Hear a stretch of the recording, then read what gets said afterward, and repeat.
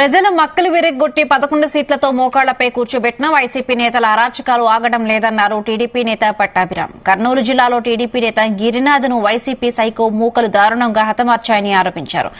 రాష్ట్రంలో హింసకు వైసీపీ పిల్ల సైకోలే కారణమన్నారు. టీడీపీ నేతలను చంపడమేనా ప్రజాస్వామ్యమని ప్రశ్నించారు.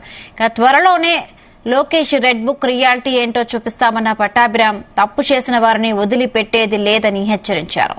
ముందుకొచ్చి మాట్లాడుతున్నటువంటి ఆ గుడివాడ గుట్కా గారిని అడుగుతా ఉన్నా, ఎరా కొడాలి నాని, ఎవర్రా చంపింది?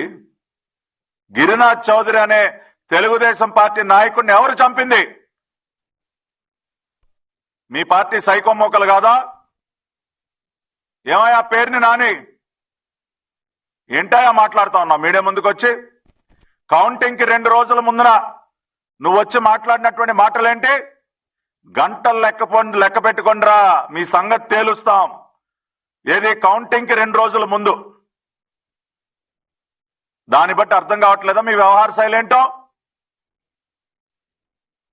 ఒక పక్కన ఇటువంటి దారుణాలు చేస్తూ